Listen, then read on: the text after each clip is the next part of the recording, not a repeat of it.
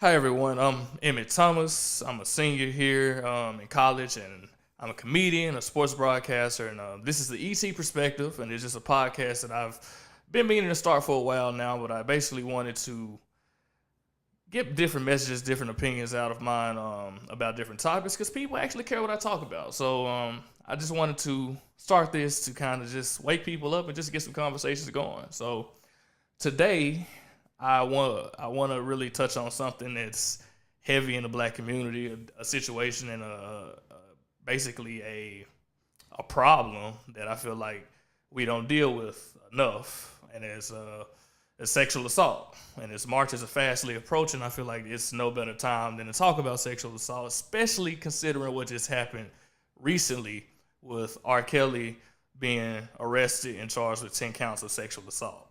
Now, R. Kelly has had numerous, I'm talking numerous allegations and evidence over the years. And a lot of people in the black community know what this man has done and what he's been doing. And we just haven't really done anything about it or taken initiative. So to see him finally get charged is wild to us. But I'm not condoning anything. This is a disclaimer. I'm not condoning anything that R. Kelly has done. He deserves whatever's coming to him. I do believe that. The crimes, if he has committed these crimes, he deserves whatever comes his way. But I do understand that R. Kelly, his childhood trauma definitely affected the decisions that he's made. Because I don't know if many people know, but R. Kelly was molested by his own sister growing up in his household. Him along with his younger brother. His younger brother said it started happening to him at the age of 6.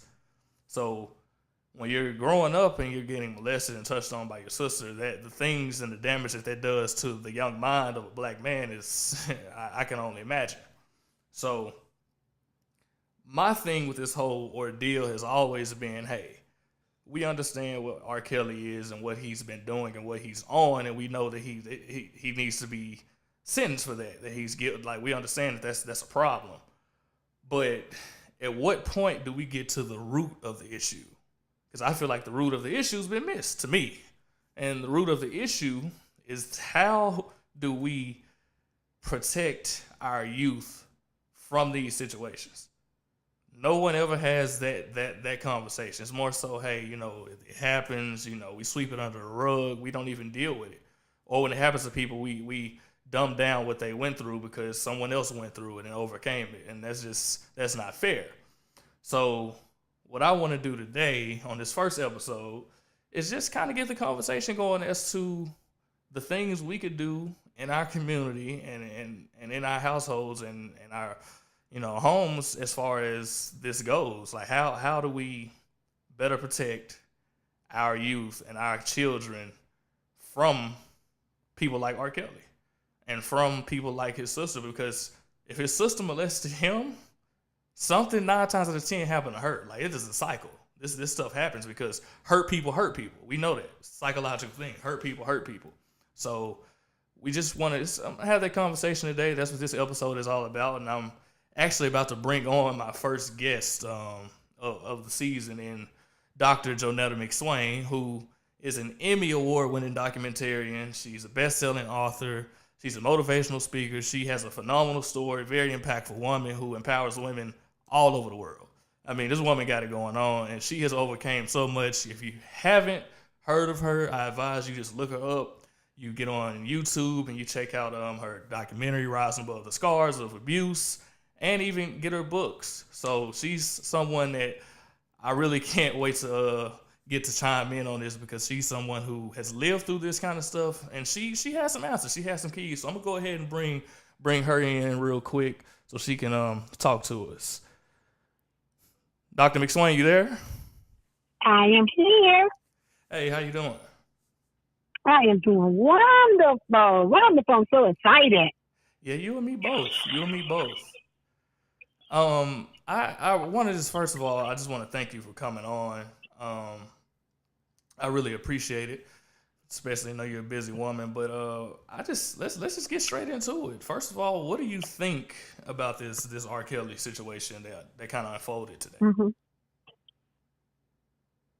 Uh-huh. What do you think about the R. Kelly situation that What unfolded? do oh, okay. Well, I believe every word, every word that has been said. I believe every testimony. I believe every one of those little girls. I stopped doing R. Kelly when Leah situation came out. When she was a little girl and Right, right. pregnant, and that whole big thing right there. I stopped doing R. Kelly back then. I don't buy his music. I don't go to his concerts, and that's just because of my own experience. With abuse as a little girl myself.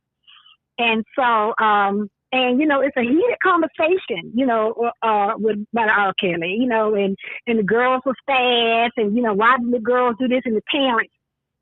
And I have to constantly say all the time is, why are the little girls fast? Right. What happened to them? What's Right. going on in their environment? What's Exactly. happening in their homes, the single mothers and single parents. And so that's what we have to talk about. Like what you just said, we have to sit down and find out the cause. What is it? Exactly. The Get to impact the roots. that has affected the roots. The most I call therapists, we say in social work.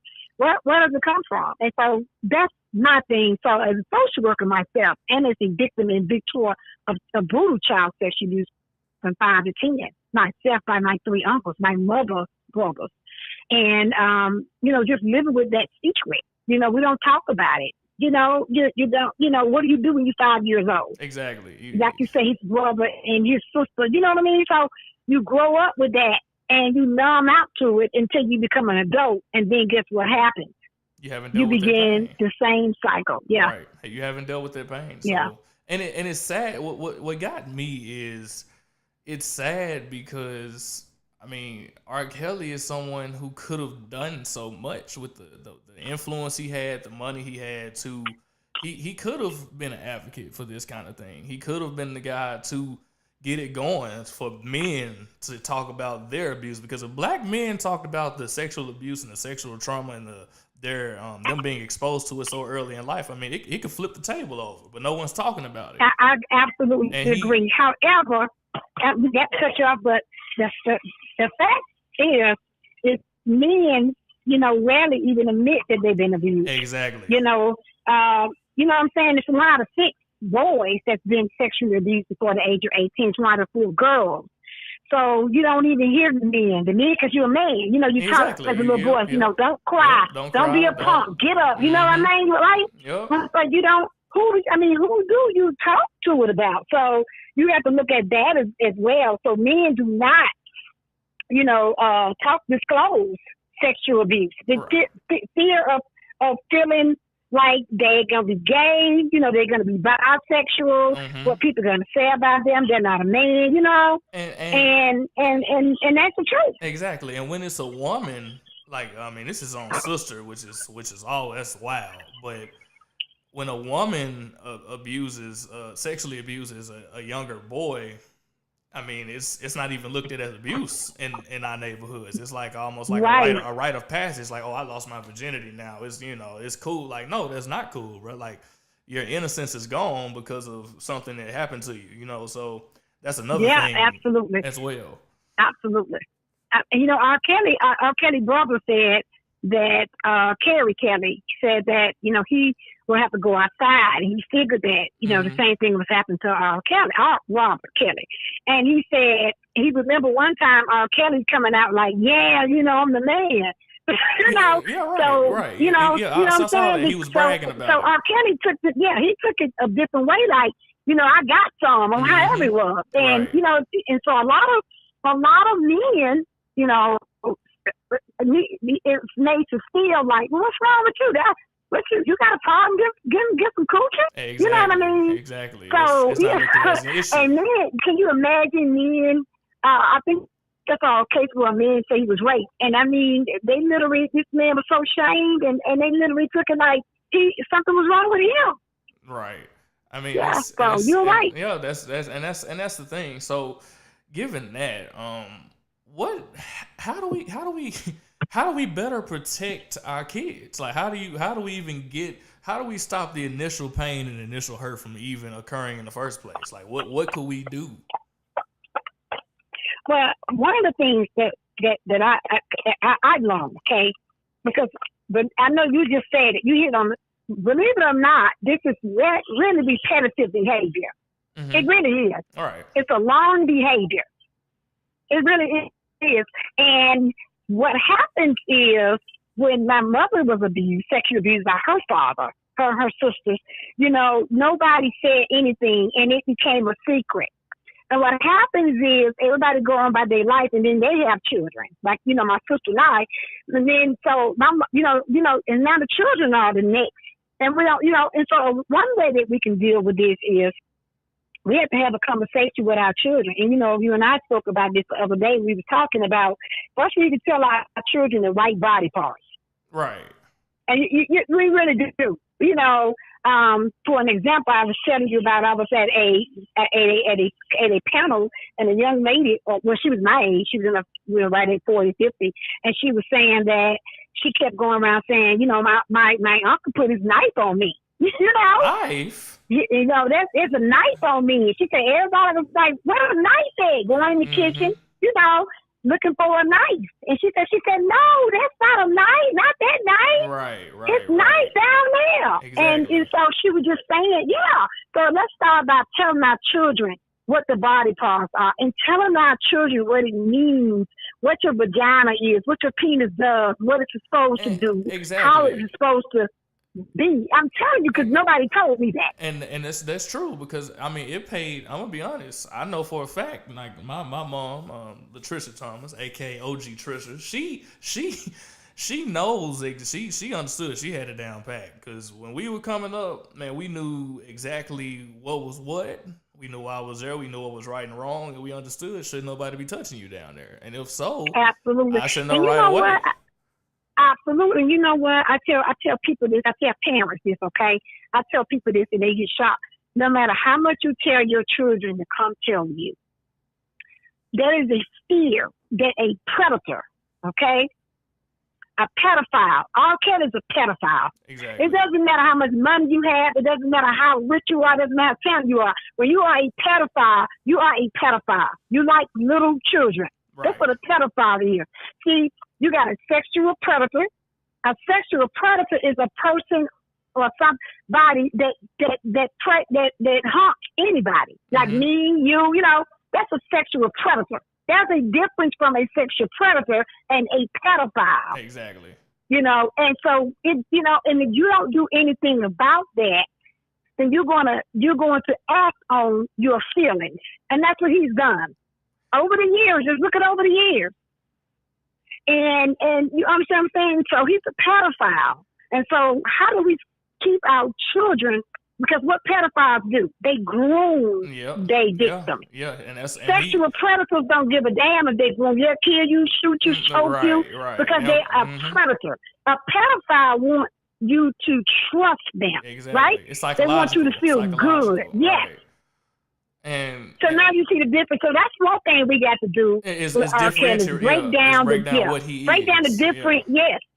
Yeah, am I right? Because everybody said, this little girl was fast. No, he's a pedophile.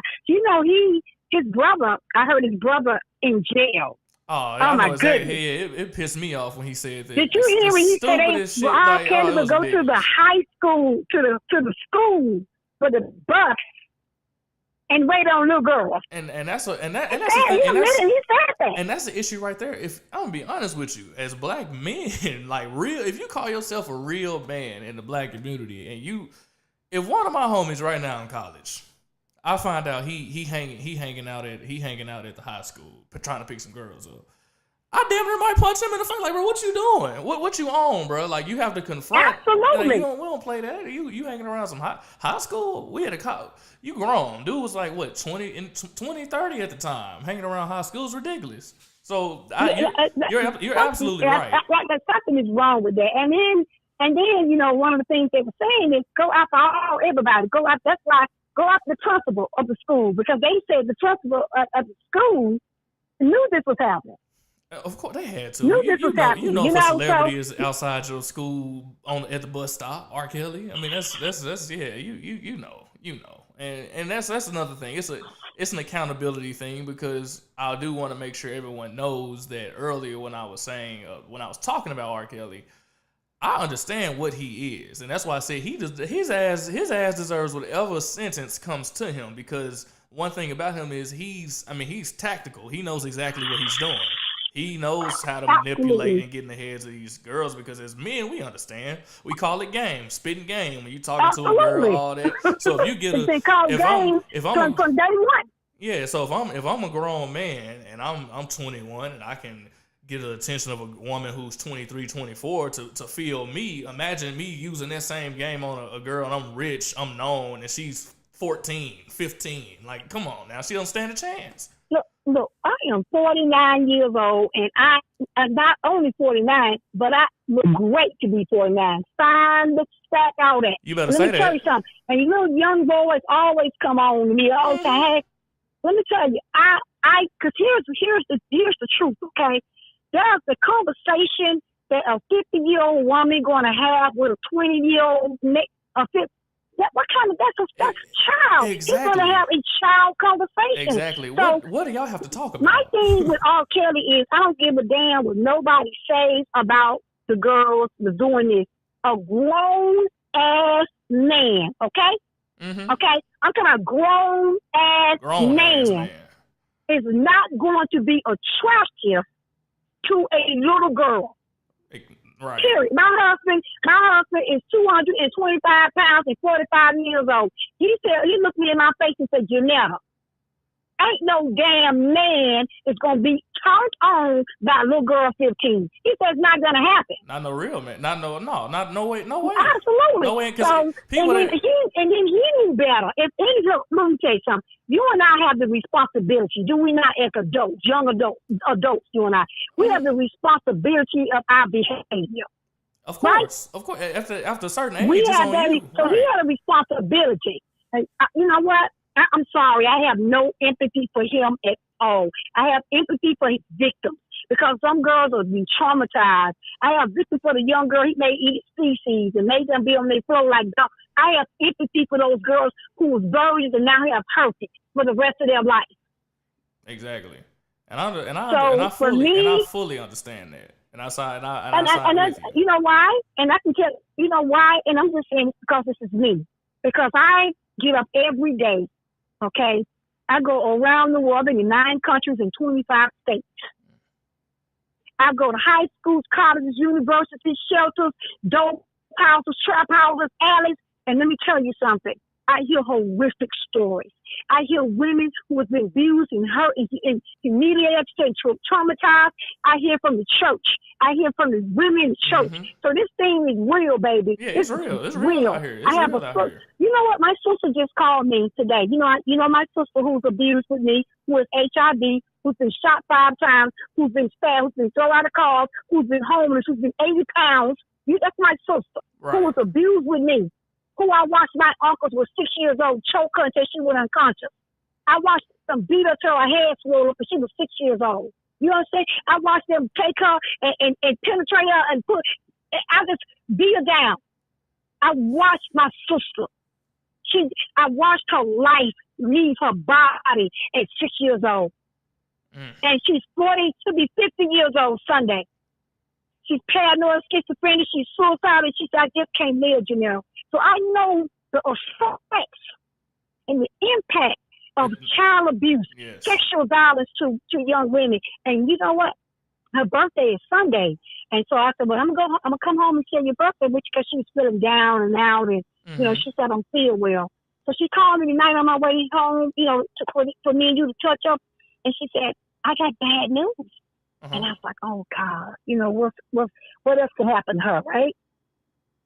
And she said, I got heart failure. On top of HIV, on top of paranoid schizophrenia, on top of 16 pills a day, on top of suicide, on top of just barely crack cocaine. You understand what I'm saying? No, I understand. I mean, so I'm that person. When you sit down and talk to me, you try to tell me, I'm like, no. And so when when we did the documentary on my life with the Roe v. Unfused, when we did the documentary on my life, powerful story, by they the way. flew in, all these people flew in, this renowned therapist flew in it to meet me. You know why? Because they said, we can't believe that you are normal. We can't believe that you are not mental, that you're not a predator, that you're not.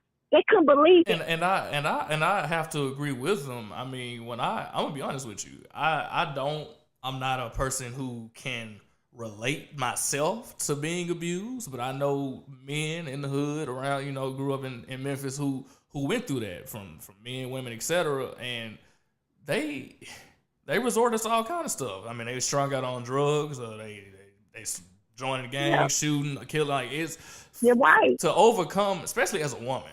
Because it's one thing as a woman to have that happen and feel like you're unprotected and going through. I mean, that's God there. It is to have a, not only the brutal sexual abuse from my 3 uncles.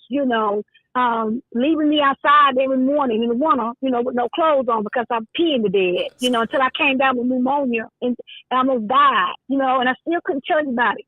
Every day I'm going to kill you, wait till your mama leave, I'm going to kill you, and your grandmama went to church, and my grandma go to church, we going to get y'all tonight, running me down, me and my cousin, my boy cousin, that was 5, my sister, that was 6, tying us up in the 3 chairs, ripping our clothes off, ejaculating in our face, telling us this is good, this is corn, you can eat this, making us look at Playboy books, watching my uncles take turns on all 3 of us. So let me just say, and then to have a mother who left us for months, and then when I left that house, I have a mother, my mom, who never hugged me a day in my life, who never said she loved me. I never had a birthday cake. I never had a bicycle. So I understand. I didn't know. So think about it. I had the abuse happen to me at night. And then when my mom came, you couldn't even tell her that, look, somebody's happened to your baby girl. I had syphilis at 6, and yet still nobody saved me. And my sister, my boy, nobody saved us. Everybody failed us. The school system watched us come to school and say, nobody said, what is wrong with them little girls, them 2 little girls and a little boy? The church that we went to, which was a holy church, nobody in the church said nothing. Everybody failed us. My community failed us. And that's the truth. And you understand what I'm saying? They failed us. And that's what's happening to these little girls with R. Kelly. Exactly. We are failing them. The system is failing these little girls. They're saying, you brought this on yourself. Your mama did. She was grown. You knew better. You was 15. That ain't, right. That's what they did to my sister and my cousin and myself when we were teenagers. That's what happened to us. Oh, y'all was fast. Y'all was grown. Sonya and my sister, she fight all the time. Why y'all fight? Why y'all mean? Nobody stopped for 1 minute, Emmy, and shut us down. Nobody asked us, never. And he probably would have told somebody, but not one person asked us. And that's huge. That's the thing, because we, especially in the black household for sure, kids. I mean, I grew up I know for me personally, me and my brother, we grew up, extremely blessed. Like, we didn't have it all. We had more than we needed. In the fact that we had a strong black man in the household and a strong black woman, to where they understood, as far as parenting goes, they built their rapport with us to where, hey, we don't care what it is. You can tell us if you fed up with us, just be honest, put it all out on the table. We didn't walk on eggshells in my house. That's why I'm so open and able to talk to people now, is because I had that opportunity growing up. So if something did happen, or I was like, it wasn't oh man, I can't tell. If it did, I built that trust and that comfort to the point where, to me growing up, my parents, they was my superheroes. A lot of people can't say that. So hearing what you're saying as far as how you weren't loved and no one believed, it's disheartening, because that's something I had, you know what I'm saying? So to know that you didn't get that opportunity, and it's millions of other women and men out here like that, it hurts a little bit, because absolutely. It all and goes then, back you to know parents. what about the young girls who tell my uncle is doing this to me, my stepdad is touching me, penetrating me, and told to shut the fuck up. You don't tell nobody. It ain't happening. You telling a lie. and go back in there and still stay with the man. So I need plenty young women who's old enough. So I told my mom, I told my auntie, Exactly. I told the church, Exactly. I told somebody, and nothing happened. Just sweep it under the rug, and that's nothing happened because we as a woman, you know, I'm speaking for me because I'm from the hood. I'm I'm impoverished. Mm-hmm. And my mother, I was 16, 17 years old. My mom was in the room, butt ass naked with some man. He naked in the room, door closed. I'm asleep. He picked my light and come out of the room, and I can remember his penis all over. I can just feel something rubbing all on me. I'm screaming. I'm 16. I'm screaming and yelling. My mom went in and see this naked man in my room, you know, and she hit me so hard.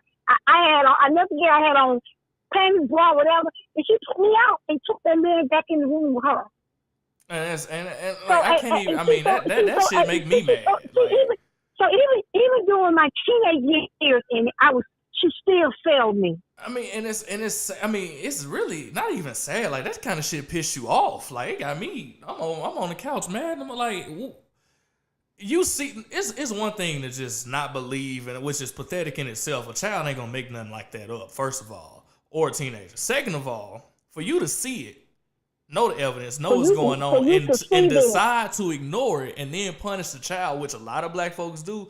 That's the kind of stuff that makes me mad.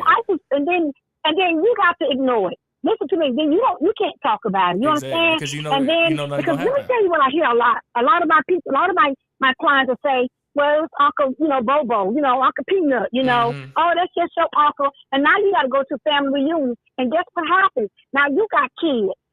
Look, you got kids. And so now you take the kids to Big Mama house for the summer. And guess what happened to them?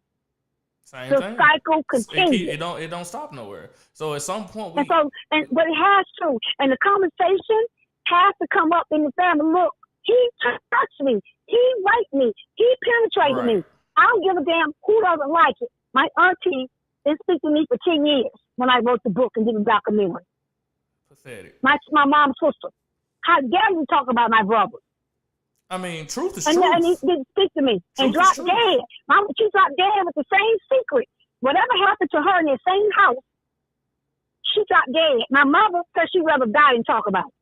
Now, isn't that painful? But that's black folks for you. We just gonna pray it away. We just everything all right. We gonna read the scripture and act like, hey, no, fuck that. Like, just take it to God, give it to God. Now here it is, give it to God. Because I just spoke to a minister called me today, and a minister called me, a woman minister. She said, Janetta, she said, Dr. McSwain, she said, I had to call you because we got to stop it in church. She said, we got to stop. She said, they want her to put her out the church and quiet her down because she said she finally came to realize that stop telling me my faith ain't strong enough because I'm hurting. Mm-hmm. Stop telling me because I read the scriptures, you know what I'm saying? And I can't get on my rape. She said, I read the scriptures. I still need getting over it. And she said she realized today that we got to stop giving scriptures out. We got to stop talking about praying, and we got to start talking about this out loud. Yeah, we got to break the silence because it cripples us. Yeah, it do because prayer or faith without works, that ain't gonna do nothing. Like you got to put in, you have to do something. You can't just, it ain't just gonna go away if you don't deal with it. That's like, damn it, I'm 49 years old, okay, and it doesn't go away. Listen to me.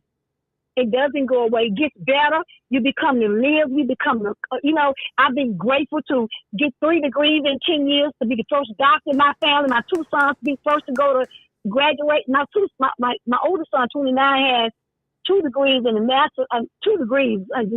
He got so much too. But I'm saying to say, and I'm grateful to be healthy, holistically, love all of me, all of Janetta, forgive myself, living my best life. But Say that. I can still smell my uncles on top of me and outside. I can still feel them. I can still feel like clothes being torn off. So you never forget it. Of course. You know what I'm saying? So you hear people say just get over it. You don't get over anything that's traumatic. And if it never happened to you, then you cannot imagine what it happens to somebody to take your essence, to take your secret. That belongs to you. Exactly. Am I right? That's you. God gave that you. That's sacred. Nobody should take something that belongs to you. I mean, because you can't get it back. It's sad that it's become so normalized that it's accepted. That's what hurts. That it's just almost like it goes on and we don't do nothing about it. It's like it is so normalized. It really, really is normalized, and it's just passed down. Like you said, some mama, oh, that's how your daddy, granddaddy was. Oh, like, you know, and it's the same thing ridiculous. when we look at the men cheat. You know, I mean, I'm not saying men, women too, but it's normalized in the black family. I'm telling you, I remember my granddaddy had a whole other family, right, and I remember my grandmother. You couldn't even say it out loud. Exactly, crazy. Like what? I mean, it's wild that we're so. We're so broken down as a people to the point where, I mean, any kind of bull, we just you know, it's whatever. We've been through work, so we gonna be, it's cool. Like, no, deal with that. We're literally what black people do. I'll give a little analogy. We basically, it's like we in the grocery store and we get out on we in the dairy section and we just poured all the milk out on the floor, and we go buying groceries, cleaning up other stuff, and never deal with that milk that was on the floor. That's literally what we do. That's it. Like, it's just, you know, okay, or ignore. Like, that's ridiculous to me. That's what we do as people, is just blatantly ignore stuff that we know is going on, and it's really pathetic. And it gotta stop sometimes. Secrets kill people. Secrets destroy families. It destroy relationships. I know. I lived with mine all for years. My sister and I, my boy cousin. And that's the truth. And it's not one person I've met, one family I've met. You know, that somewhere down the line, there's a secret. There's something nobody talks about. There's something forbidden. You know what I mean? Right. There's something that, you know, don't talk about that. There's something has happened. That's not, you know what's amazing in it is when I'm on stage and sometimes my audience be in the thousands. Mm-hmm. And it's such amazing, phenomenal when I look and I say, 1 out of 4 of you has been sexually abused before the age 18. And the room is quiet. The room is quiet. Nobody says a word. That's how amazing that's a fact. Yeah, and then guess what I did? And I said, I'm going to start counting. And I said 1 in it. Do you know 1 by 1, another woman said 2, 3, 4, 1, 3, 4, 1. You hear me? Every 4 of us, there was at least 2. And I'm telling you, this was at least about 2,000 people in this room. And that's how, and you should have seen the women's face, because some of those women never said it before. Yeah, and I was about to say, that's what I was about to say. It was like, and I guarantee you, a lot of them are just walking with their pain, never dealt with it, never. And that's the thing because what we taught to be strong. You know, you taught to be, you know, the African American race. You already know the African American race is the most resilient race of all people. That's a fact. That's in the African American history. You're the most resilient race. We got through slavery. That's a whole bunch of resiliency right there. Oh yeah, just to be alive right now. Yep. Yeah. You know, we go sell some food stamps, have a chicken wing party, go sell some tricks, sell some coochies, sell her ass on the side, sell some food stamps. We gonna make it work. Look, we gonna get it. We gonna make it happen. We gonna make some shake. We gonna make some shake for sure. Yeah, that's just what we do. Am I right? Oh yeah, you ain't lying. Keep talking. My son was over here, and I think it was a shutdown. We were talking about the shutdown, right? Mm-hmm. And then, can I say this? During the shutdown, do you know not one black person that I talked to, you know, in my circle, never even complained about the shutdown, but the white people did. Oh, because you know why? Because we used to being fucked up. We used to not having no money. We used to. I told you, we good over here. I'm from Memphis. Memphis niggas ain't worried about no kind of shutdown because our government been shut down to us, to black people. It's been shut down. Shut down. Oh, okay. So we looking like all the white folks. Like, what I'm gonna do? I don't know what I'm gonna do without my check. And we over here looking at. We don't realize what they gonna do. We gonna go out here and we gonna go get these last food stamps that's gonna give us, right? We finna go get this deep freeze. We finna fill this deep freeze up. But Pusha finna go out here and braid some hair, and braid some hair, and get out here and do some nails. We're finna get out here and we're finna get our hustle on. That's what we're finna do. Exactly. We're finna go out here and flip a key. Look, we're finna go here and flip a key. We're gonna do what we gotta do. Key. Hey, we gonna try. We gonna do whatever. And I'm just being honest. No, you're right. And that's the truth. That's the truth. When the police called me in and asked me, why is little Ray Ray out there on the corner? You know, they asked me these questions, you know, as a doctor. Mm-hmm. And I break it down. I said, you know why little Ray Ray out there? Because little Ray Ray out there trying to, he survived. It's survival to us. It's survival. That's it. He trying to eat. How else he gonna? Ain't no food at home. It ain't no food. So, I mean, what you want me to do? I ain't gonna. Hey, and then we ain't gonna starve. God forbid we got media, and media, social media is so horrible, man. When I go to the high schools and to the elementary schools, and you know, I was sharing with you, you know, these little girls. First of all, they look like they're 20. I'm just saying, these little girls, 14, 15, they look like they're 20. It's crazy. I be like, how old are you? I'm 15. I be like, hell no. But they want to be Instagram. I want to be on Instagram. I want to be a trucker. I want to be a super. I want to be Cardi B. That's the truth. That's what they want to be. Yeah, and it's sad because I mean, you know, we as far as our role models ain't having these conversations. The people you look up to they ain't giving you no real. We ain't see this thing. The real issues that black people face. We ain't the people who need to be talking about it ain't talking about it. So it's left up to people like me and you. Well, you know why you don't talk about it? Why? Because nobody wants the backlash. Oh, you know, you come out and don't talk about. It didn't happen to her. She lying. She making it up. Nobody wants the backlash. Exactly. Nobody wants the responsibility of the backlash. You understand what I'm saying? That's why people like myself have to stand on mountains, have to go around the world, and have to tell the story. You know, and say, look, this happened. And I'm okay with the backlash. I'm okay with whatever you want to say about me because I got a book that got my whole story in it. Yeah, I've been to jail. I sold dope. I carried the gun. I was in the dope house. I turned tricks. I had 2 babies with no baby daddy. Been there, done that. You understand what I'm saying? Dropped out of high school. You know, started college at 32 years old with a GED.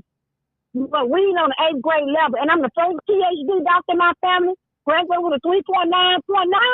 Oh, you. Hey, so I'm one of them people. Let me give you a round of applause real quick for that. You know, let me give you a round of applause over here. Yeah, there we go. And let me tell you something. I tell anybody this about me, okay? I have little sympathy and empathy for bullshit and mediocrity. When people come tell me what they can't do, you're gonna tell me you can't go to school. And I went to school with a 10th grade education, reading on the 8th grade level. You're going to tell me you can't go to school. When I went to school 10 years straight, I just graduated 2 years ago, my PhD. When they told me you can't even be a doctor, you ain't Dr. Material, you too addy, you too bunny. I had to fight the stereotype. I had to fight the social work. You too fly. You know what I'm saying? Your booty too big. You know, I had to fight all of this. They told you your booty was too big. What? How did? Yes, girl.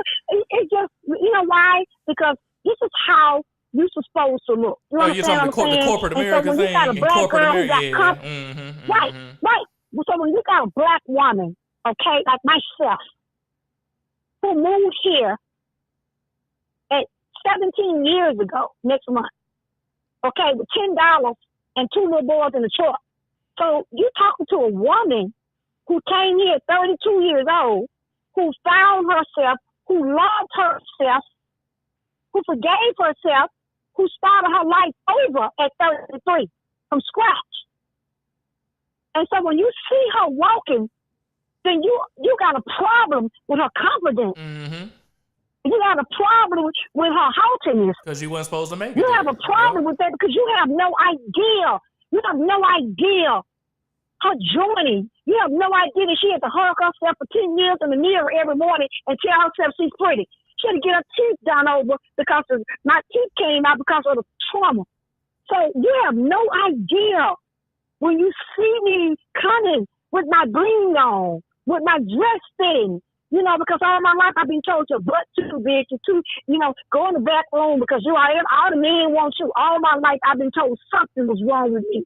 Something was wrong with me. And that's another thing. Can we stop blaming women for the actions of men. That shit got that's one thing we got to do as well.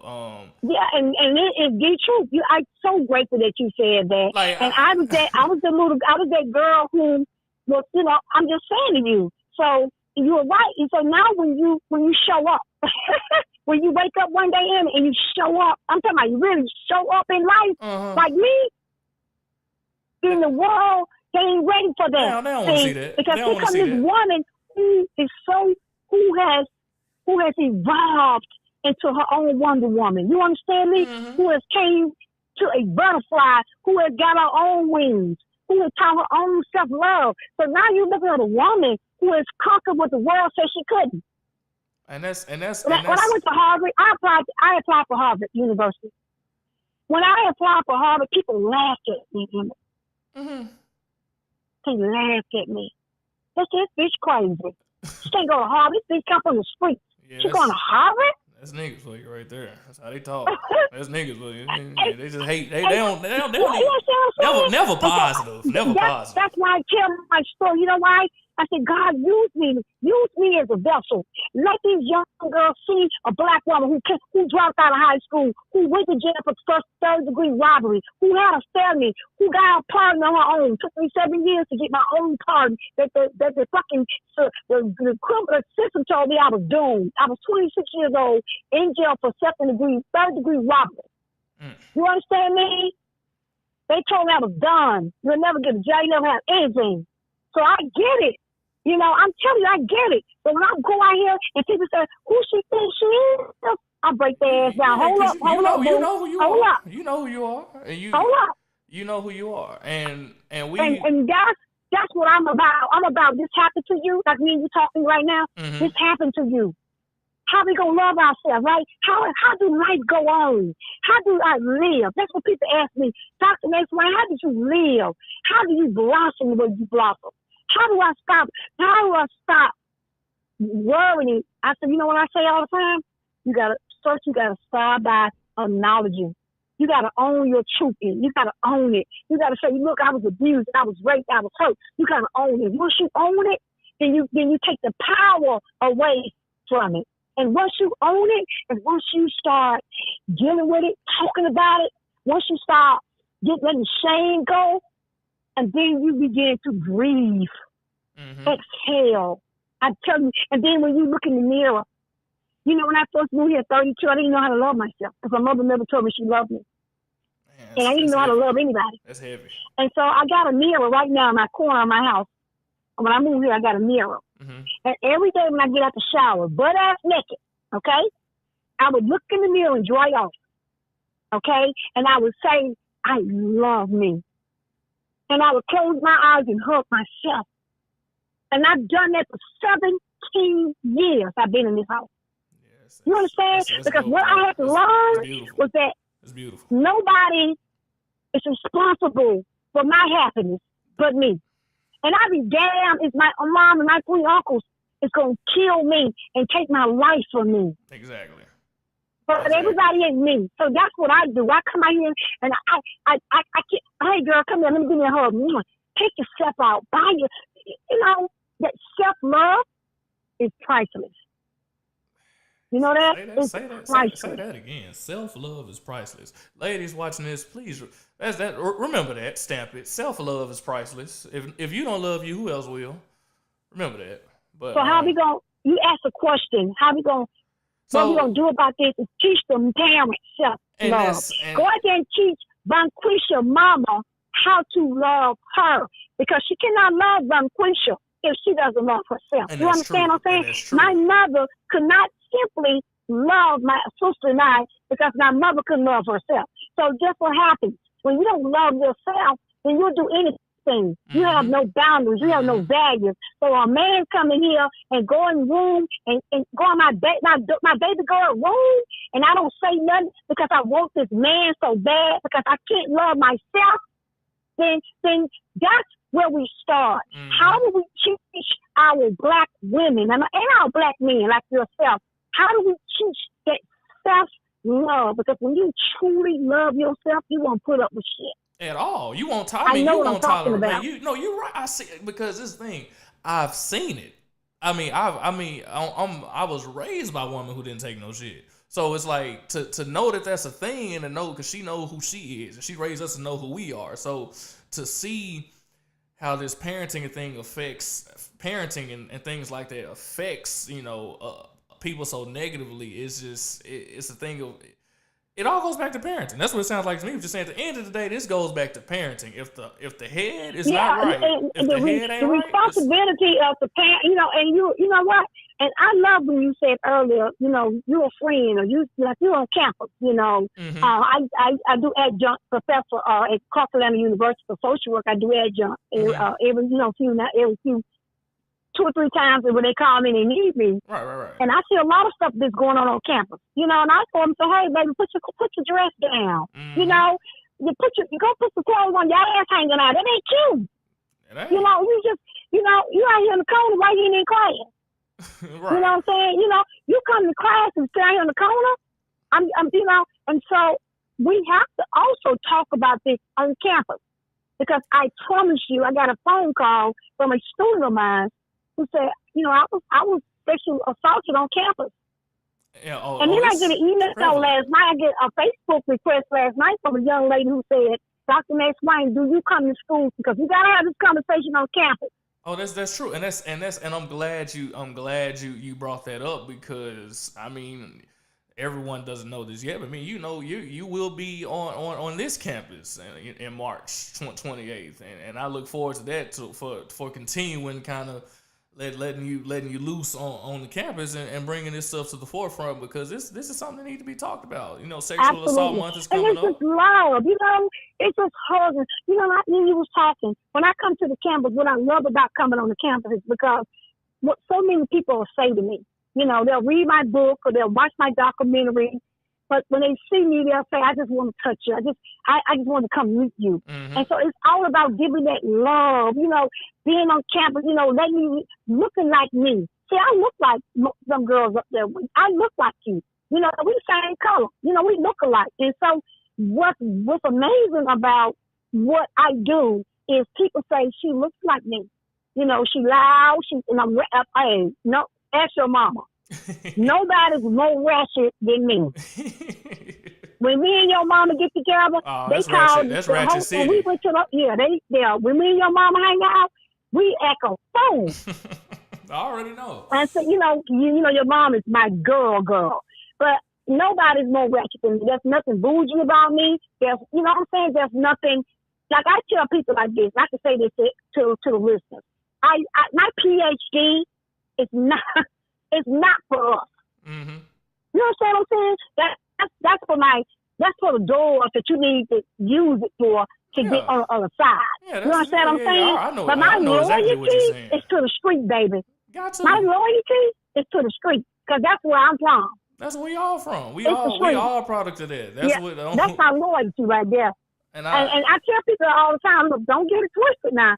I had a few cases in my life. I try not to show that side of me, before you knew Jesus. You gotta have a balance. You gotta have a balance in your life. You gotta know how to laugh. Am I right? You gotta stop being so mad all the time about everything. Exactly. Stop being so easy to be confrontational. I tell people all the time, everything don't deserve a response. It don't. But pick your battles. Choose your battles. Exactly. Be around good people that lift you up, people that pushes you to the next level of success. You know what I'm saying? Drop them friends that ain't doing shit. You ain't going to class, they ain't going to class. Man, hey, if your friends ain't on shit, you ain't gonna be on that. That's just reality. And that's just the truth. That's reality. Am I right? I'm telling you, I know, and I see it all the time. I'm like, I can tell some of my students come to the side, look, bro. When you sign up for this program, you sign up by yourself. Mm-hmm. You didn't sign up with your brother. Exactly. You know what I mean? This is an individual race. And so I just think like you were saying, me, we were talking, early in the week, remember? And I tell people all the time, start talking about what the sign. What does it look like? Yeah. Am I right? Because think about it, in it, there are signs.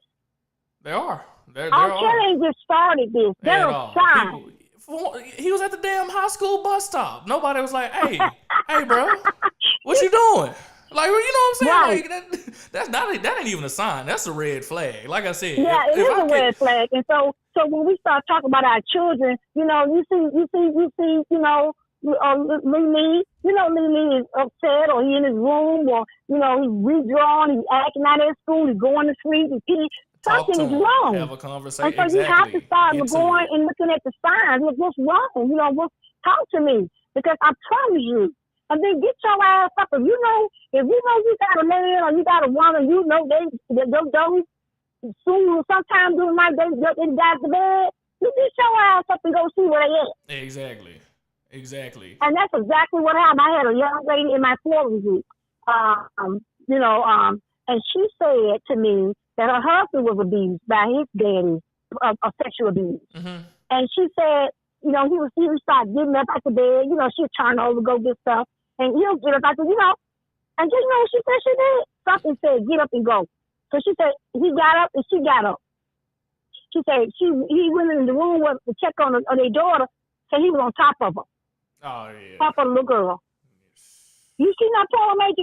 She realized this nigga getting up too much at night. Yeah, he doing too much. Like, nigga, peeing don't take that long. That's a 10-second exchange. Yeah, you doing? Yeah. That's 10 seconds. You back in the bed. She said she started to think, you know what I mean? And she said, let me get up.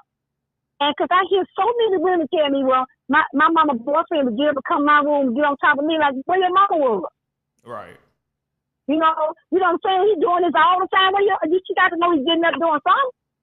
Exactly. It's an and I'm just sharing it. So I think we have to look at the signs. We have to start talking about the signs. Teach our children to talk to a teacher. Talk to a neighbor. Tell your friend. Do something. Because if not, then we're going to end up with women. Am I right? Or men. Yeah. That's going to become a product of their abuse. They're just going to push their hurt onto someone else. And another thing I'll say, for instance, when me and my brother, my mom, she was on it. I ain't gonna lie. She was coming like the FBI when it came to that kind of. She didn't play. I'm serious. My mama didn't play. I'm talking about we understood, what should and shouldn't be happening. We understood what being molested and stuff was. We understood all that, and we actually had. That is wonderful. We had and nobody talks about that. Oh. And everybody I talk to, I say, did you understand that? Like, I shared the story about the knife. We don't understand that. No, we understood. But what I've been asking people lately, this has been a really major to me. I'm going to do a survey on it. Mm-hmm. I ask people just say, we talk to love our husband, love our man. I'm somebody who want to love your man, hold your man down. Love your sister, love your brother, right? Don't fight your sister. Love your parents. Mm-hmm. But we're not taught to love ourselves. And I ask people that, I say, hey, this ever was taught to love yourself? And they'll be like, Now I went to church, my mama might have heard, but never taught to love myself. And they don't even know what that means. A lot of people don't know what that means. Monique, daddy taught her to love herself. She told her daddy tell her every day she was pretty, remember? Mm-hmm. She would brush her hair, tell her she was a queen. So every day he instilled in her, right, that she was beautiful. Exactly. So that's rare. That's rare in the black family. Like, well, for one, the dad was there. Women, like we. Even with two parents, I got people on there even who grew up with two parents in the household, mm-hmm. Like you did. And they'll say, they love me. I know they love me, but that was it. They never probably said it they went to work, they went to work, they came home, mm-hmm. They provided, right? But that was never the stuff that taught me how to self-love me. Exactly. And the thing with that how do we do that? The thing with that is we have to change, I believe, to me, we mm-hmm. have to change the way we view parenting. A lot of black parents think that shit, just because I pay the bills and I feed you, that I'm a parent. Nah, that don't make you a parent. Like, well, that's what my mama told me. Instance, my mama told me, you ought to be glad I feed you. Uh-huh, You ought to be glad I put a roof over your head. Man, she could tell my sister, who was little girls. And why would you tell a child that? That's hurtful. That's hurtful, extremely hurtful. And my mom, it's like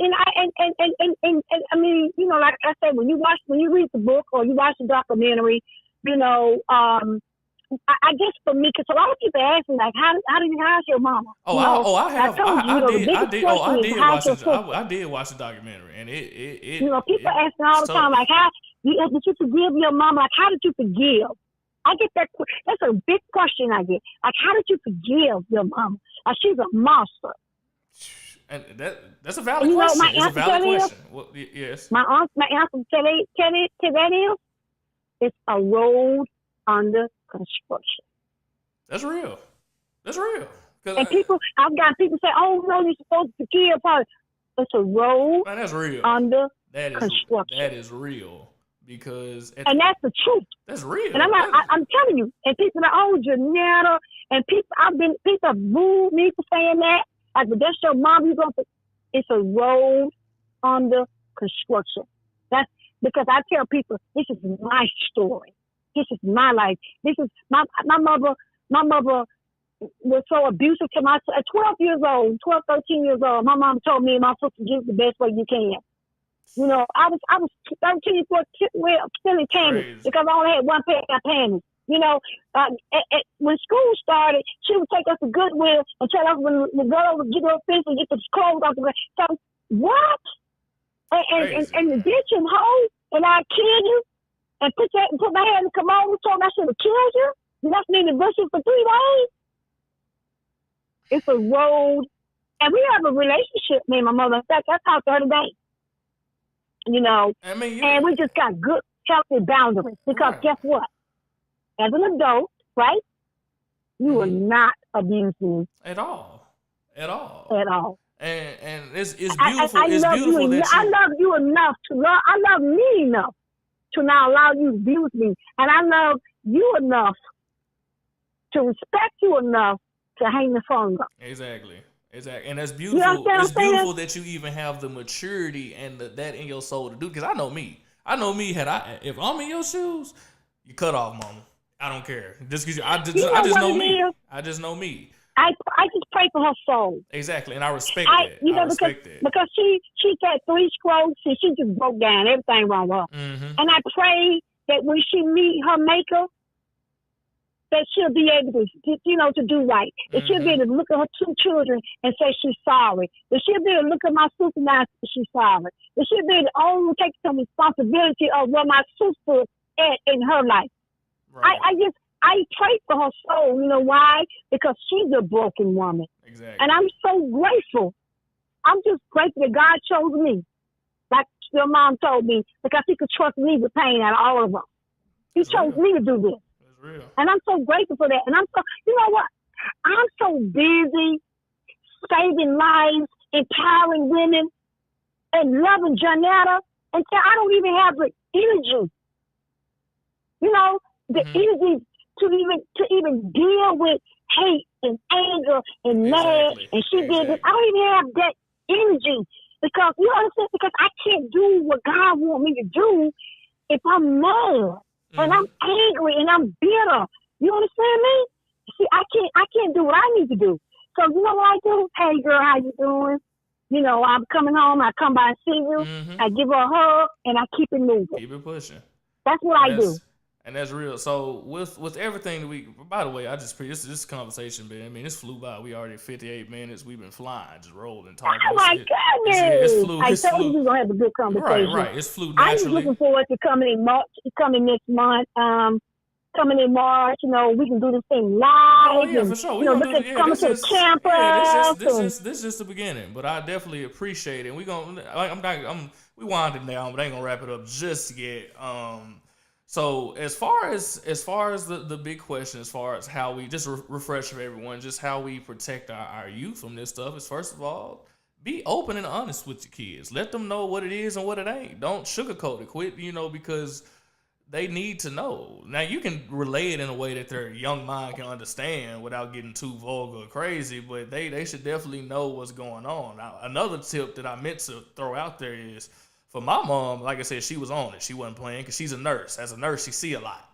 She sees a lot. She hears a lot. So she actually, I mean, we had code words. If anything ever had, I'm talking about real talk. In the family, we had code words between me, my brother. Like when we was in elementary school, if anything ever happened out of the ordinary, like an adult touched us inappropriately, put their hands on us, maybe even talked to us crazy, all we do, our code word was seizure. We would literally Oh, tell, that's yeah, good. we'll tell the teacher or whoever. We had it like it was a damn fire drill. Like my mama was on it. Like she was like, "Hey, this is what we do. If it's like nigga, if this ever happened, this is what we do." And we knew it, and it was reinforced. If this ever, and this happened to me one time. Not, I didn't get molested or nothing, but I had a teacher. Uh-huh. I had a teacher in elementary school.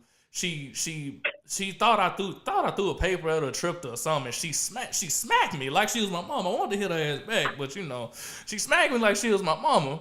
So I instantly got up, was like, "Hey, I feel like I'm about to have a seizure. Can I go call my mama?" Of course, the school let you call her. Like, "Mom, seizure." And her and my dad was on campus 10 minutes. For real, you gotta do. That's how you do it. I love that you said that. That is a great example that you just said. Yeah, like it's parenting. If parents was on it the way that my parents was on it, the way you should be on, man, you wouldn't have wasn't nobody no adult finna do no stuff like that or nothing crazy. So it's a thing of understanding. That's how you protect. Have that conversation and build. We have to give our children good love too, and I can say this, and I say this, and I know you can agree with this too. Mm-hmm. We come from homes where there's no role model. Right. I grew up in the neighborhood. Everybody got food stamps. Everybody's mama got food stamps. Nobody's mama was married. I didn't see a mama daddy. My friends didn't have a mama and daddy. It was a mama. Exactly. And we all was on Section 8. Or we all was on the bus, or we all got food stamps at the same time of the month.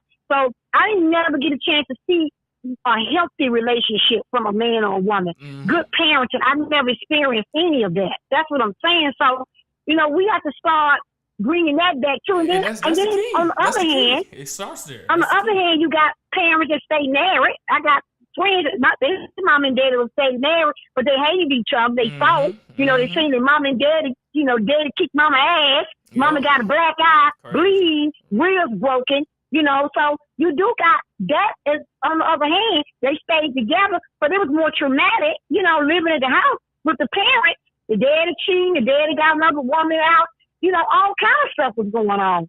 So I think you're right. Is we got to start, being examples for our children. Exactly. Like, and if your ass out, then don't push his ass out. Exactly. Because, am I right? Yeah, you're right. Because like I said, with my parents, what they understood is they didn't fake it with us. They kept it real. If it was a problem, they had a problem. They kept it real. They wasn't fake. They wasn't jumping and jiving. Like, I done seen stuff and heard some stuff, but it was all real. And when your children get real, they raise real, and they will be real people. That's just how it is. So with stuff like this, like you said, giving out that good love, I want to kind of go back to that point.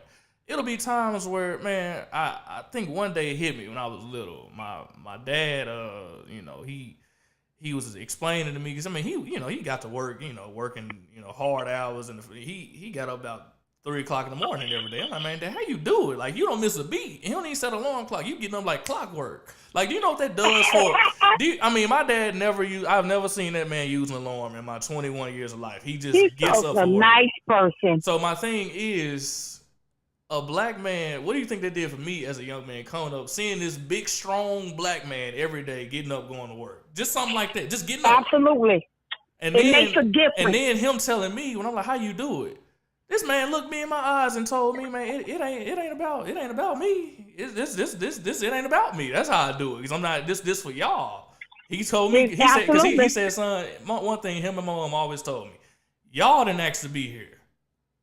That's the thing. She said, she always told us, y'all didn't ask to be here. We brought y'all here. So it's our obligation to make sure y'all are put in the best position to succeed. Period. No matter what it is, whether it be food or whether it be putting you in the best or whatever. And it made all the difference. Both of my sons saw me going to school. Mm-hmm. Both of them. And it wasn't nothing. It was already instilled that they're going to college. That's it. They'll take, they say all the time when they used to be real, oh Lord, breaking the cycle, beating the odds. We know we got to break the stock and beat the. We know we got. Mm-hmm. They used to say that because my thing was we're going to break this cycle together. Yep. Right? We're going to break it. And it's beautiful. So you going to school, you ain't going to jail, you ain't getting nobody pregnant, you going to get married first, you going to get a degree, you ain't going to be on no fucking corner, you ain't selling no dope, you ain't slanging, you ain't hanging with John them, you ain't getting tattoos all over your ass. I don't give a damn what nobody doing. Right. Both of my boys will tell you. That's the way it was in this house. It's beautiful. That's it. That's it. But you know what? They came home every night and saw a mama study. They saw their mama go to school for 10 years. They saw their mama at home. My son is 22. My 22-year-old, he told me the other day, he said, you know what, Mama? He said, we never went out. He said, we never went out to eat a lot when we were growing up. And he does Uber Eats. And he said he enjoyed Uber Eats because he get a chance to, see all the restaurants, see the different food. And I said, what do you mean? He said, no, I don't mean it as abuse because you cooked us a home meal every night. You hear me? Every night we had a meal cooked from scratch. That's what he said. He said, but guess what he said? He's 22 now. He said, but none of my friends have ever had that. None of them. And that's the thing. They can't cook, they go out and eat. That's so you just made a difference. I'm like, oh Lord. Yeah, when you that's the thing. When you parent right and you like I said, that's why the Bible say you raise up a child in the ways in which he'll go. I mean, that's real. If you raise a child right, they might fall too. They're gonna mess up, but they're not gonna go too far off. No matter what I was around. My mom knows she know I hung around some dudes who in my same neighborhood went a different route. They gang banging, they shooting, they doing all kind of stuff, but that's just because of I understood they had it worse than me. They didn't have no structure. They didn't have no family. No matter what I, tried to help them with or what they saw from my family, right. they couldn't. That wasn't their reality. So it's like, yeah, I'm around them. Y'all my niggas. I mess with y'all, but at the end of the day, they didn't have what I had, which I understand. That's why I understand. Absolutely. I could understand that. I could grasp the whole concept of how important now you see it. That's why I got so much empathy That's why I got so much empathy when I go to the schools when they call me and say the students are acting out right or this and this, and I say exactly what you just said. You call me up to tell me what's the problem. The problem is they don't have structure. The problem is they mom. I don't know. They ain't seen their mom in 2 days. The mom don't crack. The problem is they out here. The little girls out here trying to be grown ass women. They're out here sucking and licking and doing it all. Because they. I'm just telling you the truth. And when the schools called me in, they had called me in as a consultant. Well, what we need to do. And exactly what you just said. Nothing is wrong with them. They're living in a product, am I right, of their environment. The environment. And that's the thing. We got to And they said, oh, my God, that's the next line. That is so true. So now you want to know why she's sucking all the little boys' penis, And when I sat her down and asked her, she didn't even know. I'm just telling you, she was 15. She didn't even know why. She was doing girl and the boy. Oh, Lord, Jesus. Ooh. But that's how it is because, like you said, they're a product of their environment. So the key is this.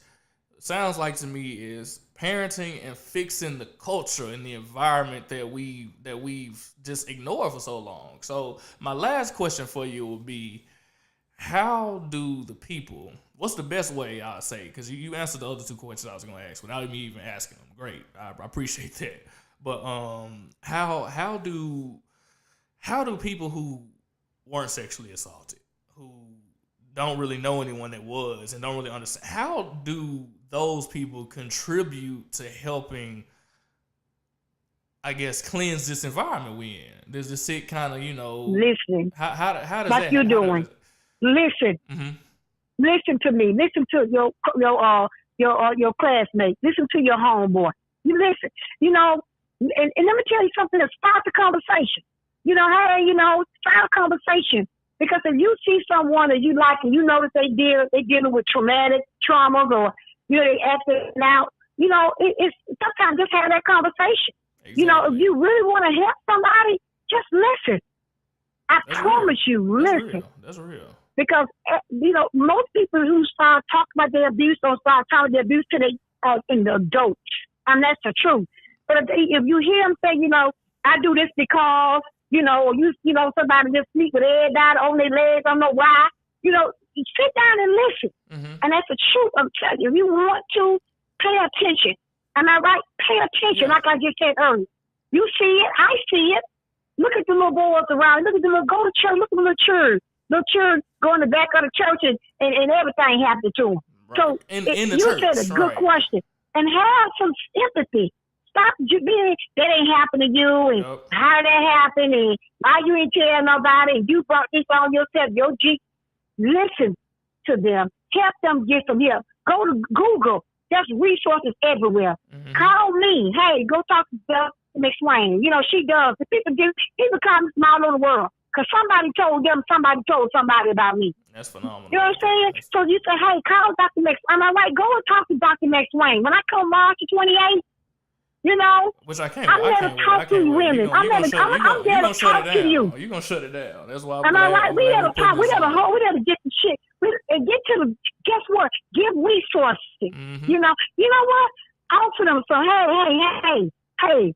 You want to go to the front? Let me take you somewhere. Let me take you. Make them feel beautiful. Tell them they're beautiful. Help them love themselves. That's what you can do. You see that little girl out there hurt? Help them.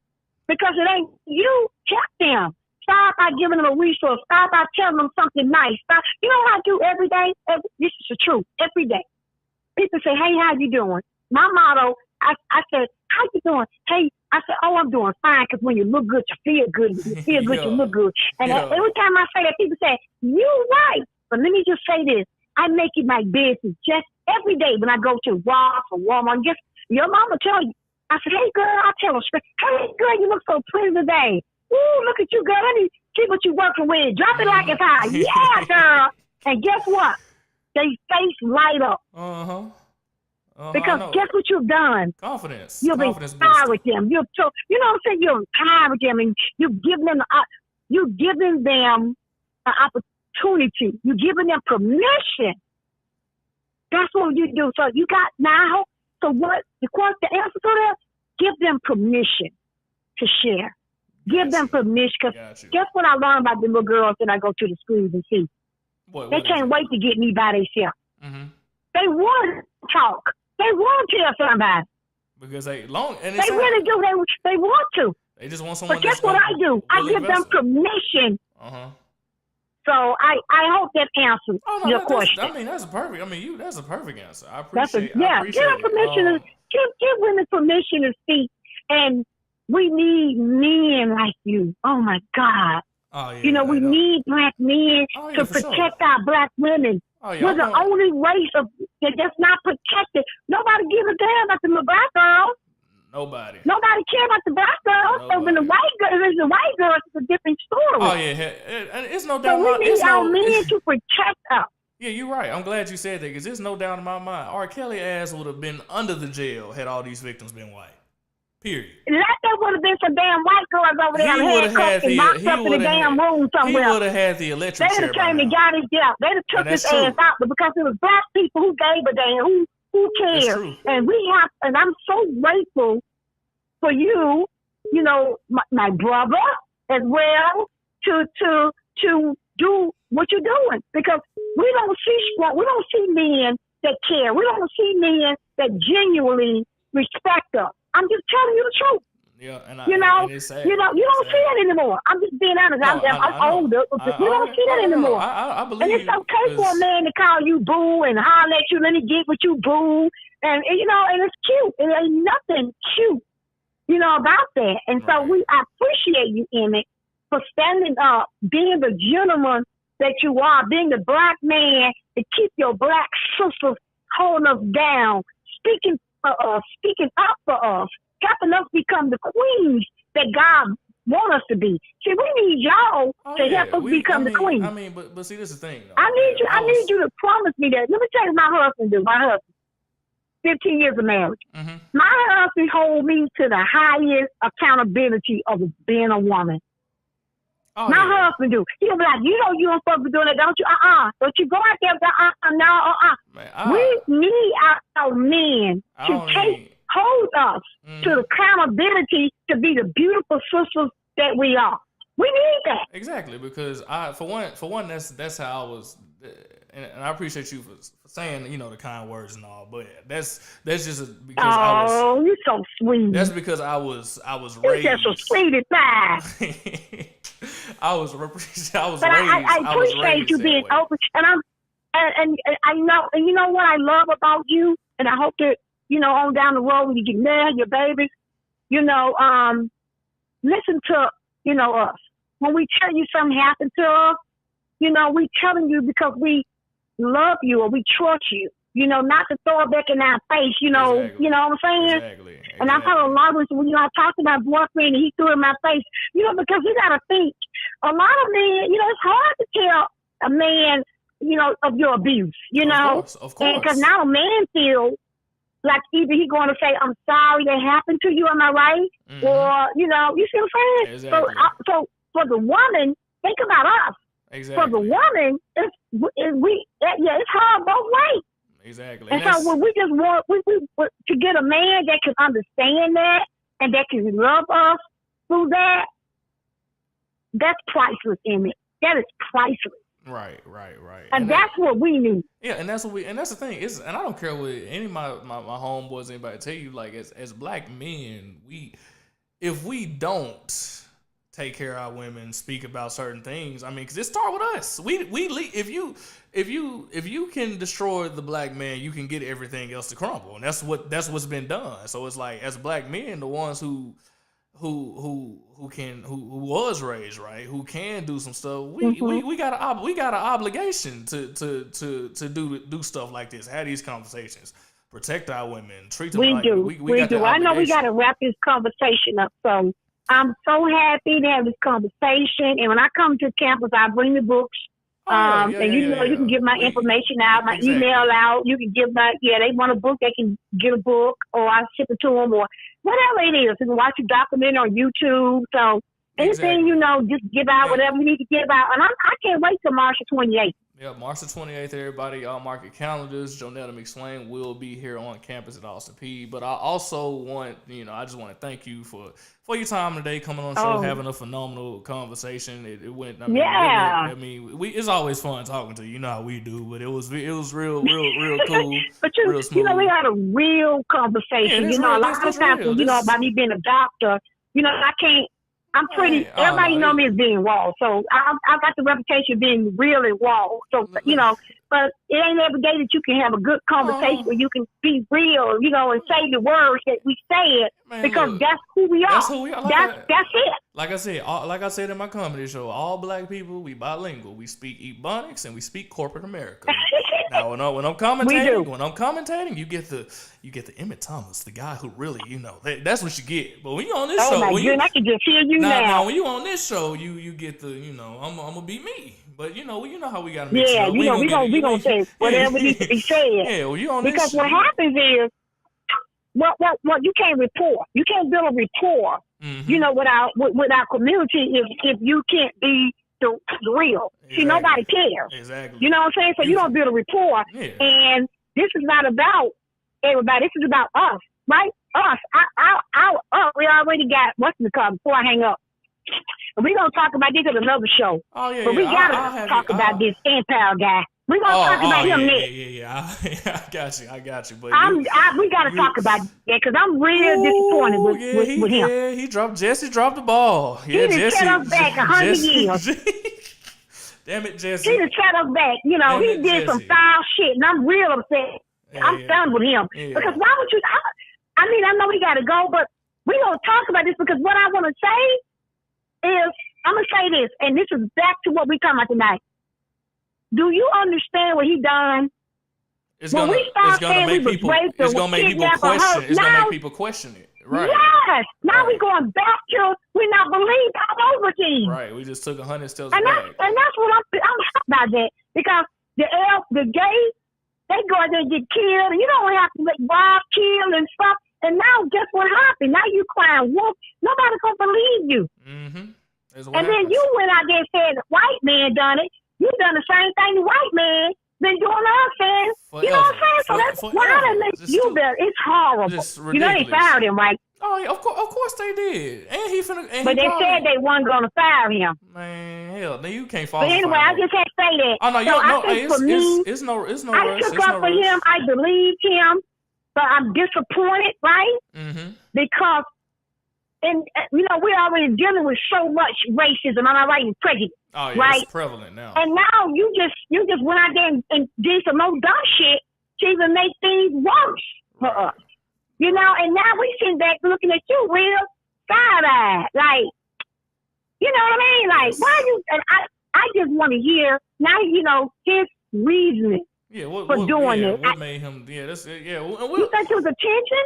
I don't even know. Probably, you know, I don't know what was going through his head. But that's anyway, something we'll get into. But we gotta talk about that, because that's another story that we gotta talk about, because guess what happens? You know, now when we are there saying something happened, now people, you know, like you said, now it's questions, and that set us back. So anyway, I have enjoyed you. I know it's getting late. People tired. They probably sick of being you. Oh no, it's all good. Thank you. I can't wait to do this. No problem. I appreciate you for your time. Great conversation. I look forward to working with you in the future. Let me give you a round of applause. Yes. Let me give you a round of applause before you go. You know, nice little. Hey! You gave me a round of applause. Yeah. We give you a little hand clap before you go. But you have a good one. I know. You have a good one. You too. Good night. Night. Thank you, everybody. That's the Jonetta McSwain. She phenomenal woman, full of energy, full of a lot of realness, full of a lot of truth. I appreciate her for her time. And this was the first episode of the ET Perspective. You know, it's my podcast. It'll be a weekly thing talking about different stuff. It'll be this, it could be anything. I talk about anything. So I hope y'all enjoyed it. Hope y'all want to hear more from me. So this will be on this, you know, subscribe to the channel. I have this also posted on podcast apps for you, which I will put in the description. So appreciate y'all. Y'all have a good one. Appreciate the support.